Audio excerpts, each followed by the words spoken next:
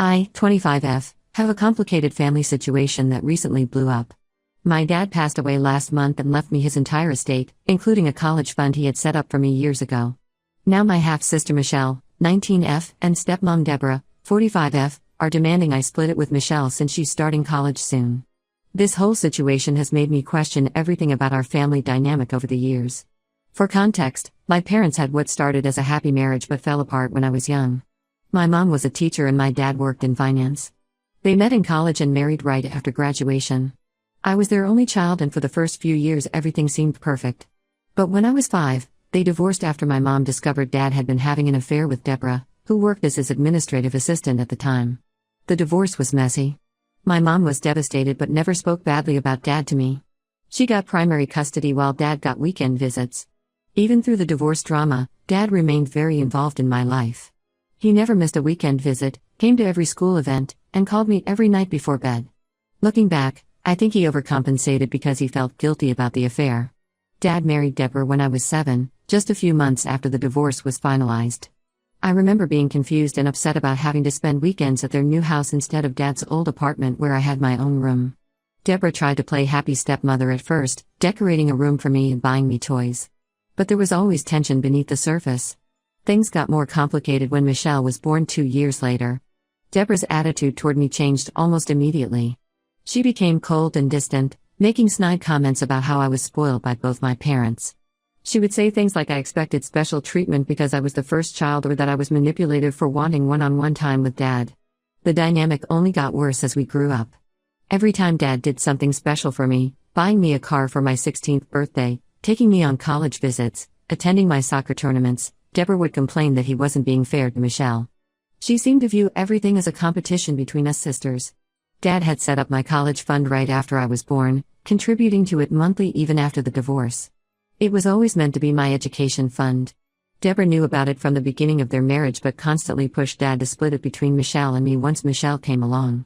Dad refused, explaining that he and Deborah would save separately for Michelle's education since they had joint finances. I worked really hard in high school, partially motivated by wanting to make Dad proud but also because I knew college was expensive even with the fund.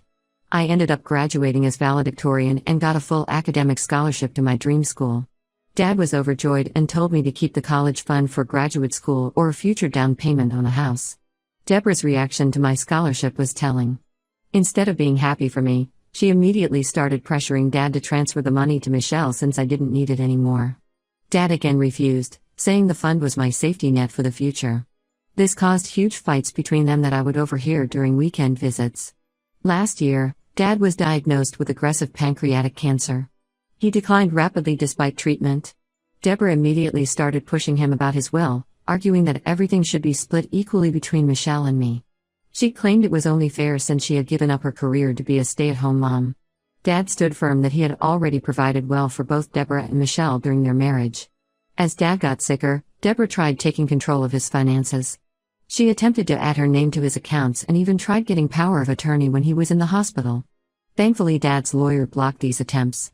Dad confided in me that he was worried about Deborah trying to take everything once he was gone. Dad passed away 4 weeks ago. The will reading was yesterday and it revealed he left his entire estate to me, the house, his investments, savings, and my college fund, which has grown to about $180,000. Deborah completely lost control, screaming that I was a greedy bitch who was stealing from my sister. Michelle broke down crying about how unfair it was that I got everything when I had already had my college paid for while she might have to take out loans. Deborah has been harassing me nonstop since then. She's texting constantly about how I'm destroying our family and depriving my sister of an education. Michelle wrote this long dramatic post on Facebook about how I'm hoarding money I don't even need while she might have to drop out of her dream school. They're both acting like I'm somehow obligated to fund Michelle's education when Dad had 19 years to set something up for her if he wanted to. My mom supports my decision to keep the inheritance. She says Deborah is just angry she can't control Dad's money anymore and that Michelle isn't entitled to funds specifically set up for me. But several family friends are saying I should help Michelle with school since she's my sister and Dad did raise her too. I do feel bad that Michelle is struggling with college costs. But I also feel like Deborah had plenty of time to save for her daughter's education instead of relying on getting access to my college fund. Dad was very clear about wanting me to have this money for my future. The fund was set up specifically for me long before Michelle was even born. Deborah keeps bringing up how she gave up her career to raise Michelle and help with me on weekends. But that was her choice. Dad never asked her to quit working. And she enjoyed a very comfortable lifestyle during their marriage since Dad made good money. She had nearly 2 decades to plan for Michelle's education. So Ida for refusing to share the inheritance, especially the college fund? Should I help my sister even though Dad clearly wanted me to have this money?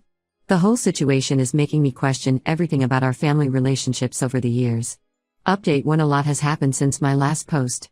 The situation has gotten significantly worse, and I'm still trying to process everything I've discovered.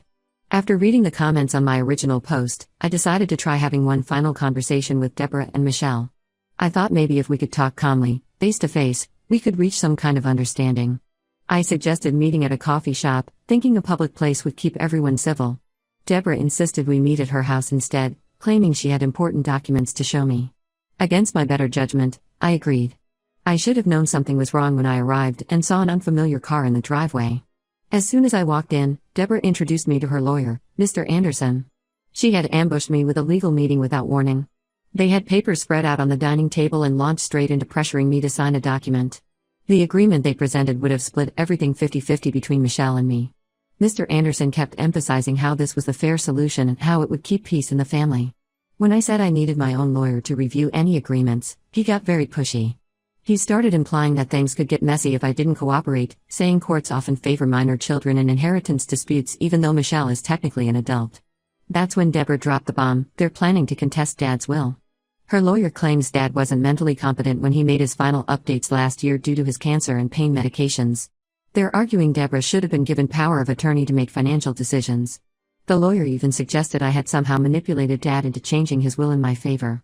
I was so angry I almost walked out. Dad was completely lucid until the final 2 weeks. He was still working from home and managing his own affairs up until a month before he died. The only reason Deborah didn't get power of attorney was that Dad explicitly told his doctors and lawyers he didn't want her having that control. After that disastrous meeting, I went to Dad's house to start cleaning out his home office before the estate sale. That's when I found evidence of what Deborah and Michelle had really been up to. Dad's laptop was still there, and he was logged into his email. I know I probably shouldn't have looked, but something told me to check his messages. I found an email chain between Deborah and Michelle from 6 months ago, while Dad was going through his second round of chemo. They were actively plotting ways to get access to his accounts. Deborah was coaching Michelle on how to guilt Dad about college costs to convince him to add Deborah's name to his accounts just in case something happens. There were dozens of messages complaining about me being Daddy's favorite and how unfair it was that I had a college fund while Michelle didn't. But what really made me sick was finding proof that Deborah had been stealing from Dad while he was sick. I found bank statements showing large transfers to an unknown account, $5,000 here, $10,000 there, adding up to almost $50,000 over his last few months. When I confronted Deborah about this, she claimed she was moving money to a college fund for Michelle. But she couldn't provide any proof of where the money actually went. Looking deeper into their financial history, I discovered Deborah has barely worked since marrying Dad. She quit her administrative job right after their wedding, claiming she needed to be home to help take care of me on weekends. But I was already 7 and pretty self-sufficient. She just didn't want to work. She's been living off Dad's income entirely for the past 15 years, making no effort to save for Michelle's education or her own future. Michelle is still waging her social media campaign against me. Her latest posts claim I prevented her from visiting Dad in the hospital during his final days. The truth is Michelle chose not to visit because she was too busy with her new boyfriend. She only came once, stayed for 15 minutes, then left because she had concert tickets that night. Now she's rewriting history to make herself look better. She's also spreading lies about me manipulating Dad into changing his will. Several of my cousins have messaged me saying they can't believe I would take advantage of a dying man. They weren't around during Dad's illness. I was the one driving him to chemotherapy appointments and staying overnight at the hospital while Deborah and Michelle carried on with their normal lives. But they're believing Michelle's version of events. I hired my own lawyer immediately after the ambush meeting. He says we have a strong case to defend the will. Dad made the updates through his own longtime estate attorney, who documented everything carefully, including having a doctor certify Dad's mental competency. We should be able to prove he knew exactly what he was doing. But this fight is absolutely destroying what little family relationship we had left. Finding those emails showed me who Deborah and Michelle really are. They were plotting to steal Dad's money while he was fighting for his life. I don't think I can ever forgive that level of betrayal. My mom was right about Deborah all along. She wasn't jealous of my relationship with Dad, she was jealous of not having total control over his money. Now that she's realizing she'll have to actually support herself and Michelle, she's panicking and trying to take what she can get. The court battle is just beginning, but I'm done with trying to maintain any kind of relationship with them. Dad warned me this might happen. In one of our last conversations, he told me to be strong and not let them manipulate me after he was gone. Now I understand exactly what he meant. Update 2: The legal battle has been exhausting, but we finally had a major breakthrough in court last week. What started as Deborah contesting Dad's will has turned into a much bigger investigation of long-term financial fraud. After our last confrontation, Deborah and Michelle went silent for a few weeks. Then suddenly they had a new, more aggressive legal strategy. They started claiming Dad had verbally promised to pay for Michelle's college and that Deborah had witnesses who could testify about these promises. They even produced a letter supposedly written by Dad mentioning splitting the college fund, though my lawyer immediately questioned its authenticity. My lawyer decided to dig deeper into their finances. When we subpoenaed Deborah's bank records, what we found was shocking. Remember that mysterious account where the stolen $50,000 went? It turns out it's an offshore account in the Cayman Islands that Deborah opened just 3 months after marrying Dad. For the past 15 years, she's been systematically stealing from their joint accounts. She would transfer small amounts regularly, usually under $1,000 so it wouldn't raise red flags. She also skimmed cash from their household expense account, claiming things cost more than they did and pocketing the difference. The total amount she stole over the years is staggering, more than $300,000. Deborah tried claiming this was an emergency fund she set up because Dad was controlling with money. But her own bank records prove otherwise. The money wasn't sitting untouched in savings. She spent it on luxury shopping sprees, expensive spa treatments, and secret vacations with Michelle that Dad knew nothing about. While Dad was working hard to provide for everyone, Deborah was secretly stealing and splurging on herself and Michelle. The most devastating discovery was about Deborah's lawyer, Mr. Anderson. My lawyer found emails between them dating back to 4 months before Dad died. They weren't just discussing legal strategy, they were having an affair. They met when Deborah started planning how to contest the will, back when Dad was still alive but very sick. Their emails are absolutely disgusting, joking about how they'd spend the old man's money once they won the case and planning romantic getaways for after everything was settled. But the real shock was learning about Michelle's involvement. She wasn't an innocent bystander, she was actively helping Deborah cover her tracks. We found text messages showing Michelle would distract Dad when Deborah needed to search his office for financial documents. She helped hide bank statements and even acted as a lookout while Deborah went through Dad's papers looking for account information. When Michelle was 16, Deborah started giving her secret credit cards linked to the offshore account. That's how Michelle bought the designer clothes and electronics she would show off on social media while claiming she had no money for college. She knew exactly what her mom was doing and helped hide it from Dad. When confronted with all this evidence in court, Deborah tried a new strategy. She claimed Dad had been emotionally abusive and controlling, saying she needed secret funds to protect herself and Michelle. She even tried saying Dad had threatened to leave them penniless if she ever left him. But I had years of family videos, photos, and texts showing how generous and loving Dad was with both of them. Deborah's own social media posts constantly bragged about the wonderful life Dad gave them. The judge saw right through their lies. Not only was the will challenge dismissed, but the judge referred Deborah's case to the district attorney for possible criminal fraud charges. The court also froze what's left of the offshore account and ordered a full forensic accounting of all their finances. Michelle had a complete meltdown in court when the ruling was announced. She started screaming that I had ruined everything and that she was entitled to Dad's money because she was his real family while I was just his part-time kid. The judge had to threaten her with contempt before she would calm down. The truth is finally out, but it's heartbreaking to realize how deep their deception went. While Dad was fighting cancer and trying to make sure everyone would be taken care of after he died, his own wife and daughter were stealing from him and planning to take everything. I feel sick thinking about all the times Michelle complained about not having money for college while she was secretly spending thousands from Deborah's hidden account.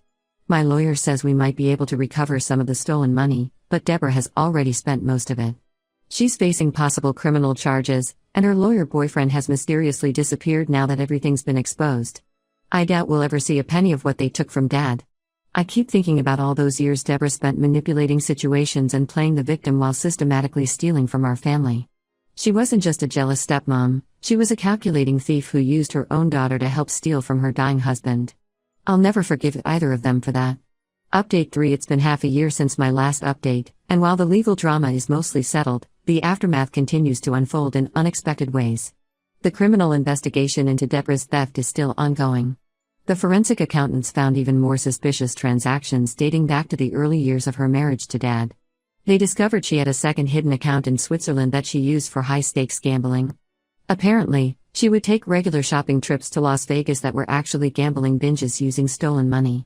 Deborah and Michelle were ordered to repay the stolen funds, but they claim they're completely broke now. They had to move out of their apartment because they couldn't afford rent.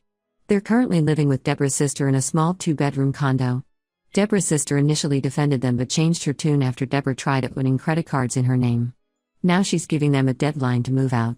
Michelle had to drop out of college after her first semester. She tried starting a GoFundMe claiming she was a victim of financial abuse, but it backfired when people found her old social media posts showing off expensive purchases. Someone even created a compilation video of all her luxury haul posts and vacations over the years, questioning where a supposedly broke college student got money for $500 shoes and first-class flights. The district attorney is considering pressing charges against Deborah for fraud and embezzlement. Her lawyer boyfriend dumped her as soon as the evidence of theft came to light. He's actually facing an ethics investigation from the State Bar Association for his role in helping her hide assets. Turns out he has a history of shady dealings with other clients too. I've had to block both Deborah and Michelle on every platform because they won't stop harassing me. They created fake accounts to comment on my work's social media, claiming I stole their inheritance. Michelle even showed up at my office once trying to make a scene, but security removed her. She's now telling people I got her fired from her part-time job by calling her employer, which never happened. The family is completely divided. Most people now see Deborah and Michelle for who they really are, especially after the court evidence became public. Several family friends have apologized for initially taking their side. My mom's cousin, who used to defend them, recently sent me all the manipulative messages they'd been sending her trying to get her to pressure me about the money. I used part of the inheritance to buy a small house near my job, nothing fancy, just a modest 2-bedroom that needs some work. Deborah somehow found out and started telling people I bought a mansion with her money. The reality is I'm being very careful with the inheritance because I want to honor Dad's wishes. The college fund remains untouched. I'm saving it for my future children's education, just like Dad did for me. Sometimes I find myself getting angry thinking about how they took advantage of Dad's generosity for so many years. He worked so hard to provide a good life for everyone, and they repaid him by stealing and plotting against him while he was dying. But I'm trying to focus on moving forward and living a life that would make him proud. My mom says the best revenge is living well, and she's right. While Deborah and Michelle continue to scheme and blame others for their problems, I'm building a stable life and career. I've started volunteering at a cancer support center where Dad received treatment, trying to help other families going through what we did. I still feel waves of sadness about losing my sister, but the truth is I lost her long before Dad died. The person Michelle became under Deborah's influence, someone who could help steal from her dying father while pretending to love him, is a stranger to me. Some relationships aren't worth saving, and sometimes the healthiest choice is to let go completely.